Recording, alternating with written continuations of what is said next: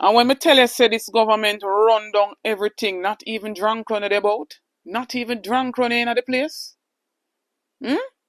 What can go so? With the Prime Minister's leading the charge, Kirby questioned whether the head of the National Emergency Center would have the courage to speak up. Mighty God.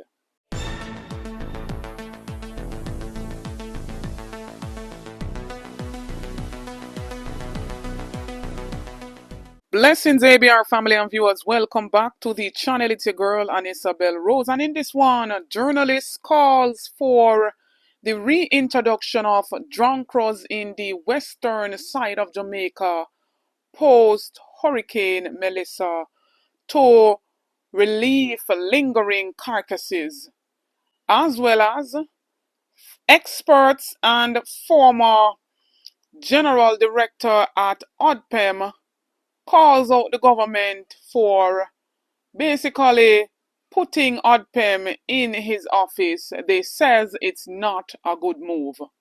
Please to stay tuned for the details at hand.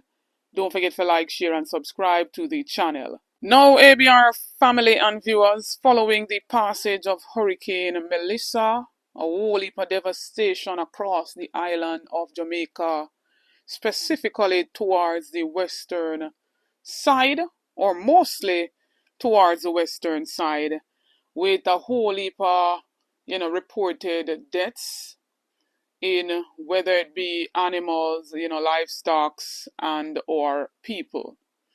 And so it was reported that some persons, due to the advanced stages of decomposition of their loved ones, have to be burying them right away in their backyards, or what is left of, some of their premises. And so a whole heap of livestock, as I stated before, the place is pungent. Let us use that word. The place stink.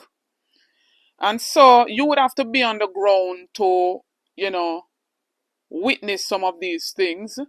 You would have to be on the ground to know, exactly what is going on and to see what is taking place. Now, Zara Burton with a question after a post-cabinet briefing.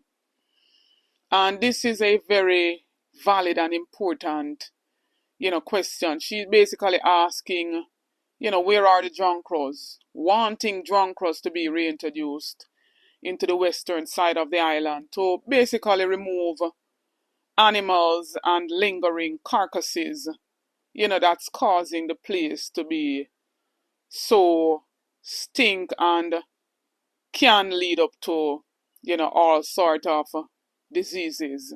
And I see in a few persons, basically chuckling at this, proposal or this question, not knowing that Johncrows, the vultures, play important parts. They are the animals that's created to clean up, to prevent further diseases to the people who are currently living there.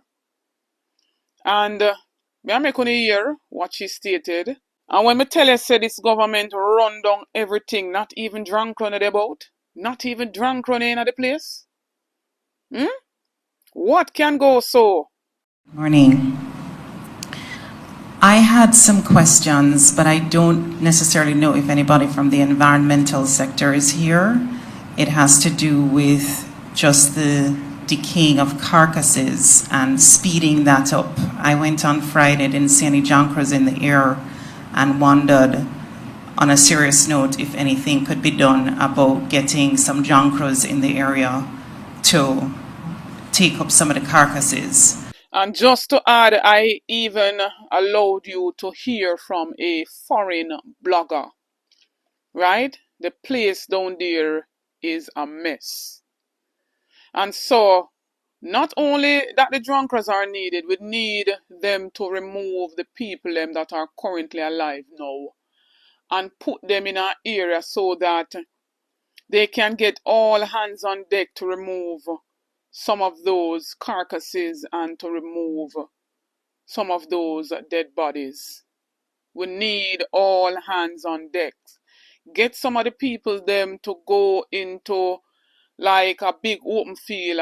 I'm hearing that there's a lot of open fields there that they can put the people them there, get some tents or whatever the case may be, get some sleeping bags and let the people them be able to get a good night's rest. It might not be the best at the time, but they know and they understand that it is a post-disaster, you know, area for them to stay, help them to get their meals throughout the daytime, and clean up what is left in the areas that they used to reside. Clean up the areas. Now, a few days ago, Anju Oates made a bold move to place the Office of Disaster Preparedness Emergency Management, that's ODPEM, into his office. And he basically named a JDF commander to be the general director. And we've seen former general directors of ODPEM who are experts in disaster management and all of that coming out to let him know that that is not a good move that he had made. And for me, based on how, you know, the whole dealings and management of COVID as well as burial, we did a speculate from long time say, you know, them take over from ODPEM because they don't give ODPEM the opportunity to act independently and to come out and to speak in those press briefings. It's always them speaking on behalf of ODPEM. So him never had to come make a move like that for we know say them did eventually wanting to take over the entire runnings of ODPEM. But here is the article from the Gleaner. And as I stated, an expert who is also a former, you know, general director from ODPEM, who goes by the name of Barbara, you know, spoke out. So Anju Oates basically stated that he made the move to basically strengthen emergency logistics, right? So with the change comes the appointment of JDF Commander Alvin Gill, who is now the Director General at ODPEM, while the former acting head Richard Thompson has now been reassigned to the office of the Prime Minister to assist in establishment of strategic frameworks and systems for national relief and recovery efforts. And when I tell you most independent entities have been watered down under this administration, when a lack of funding is all sorts of things, just for them to basically man it or use, you know, a politician to man the entity.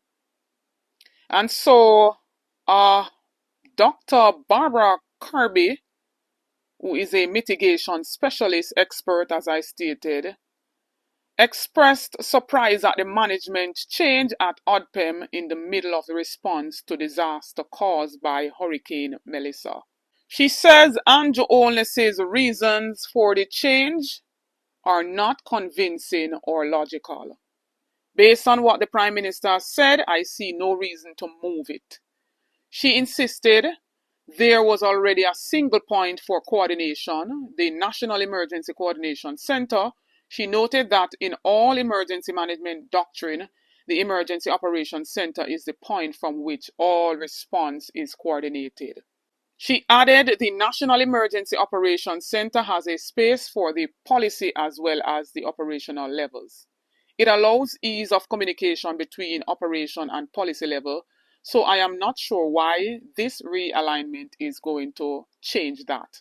Further, Kirby reasoned that from an operational point of view, the person in charge of National Emergency Center should have full authority and be able to correct persons if they make errors or do something wrong.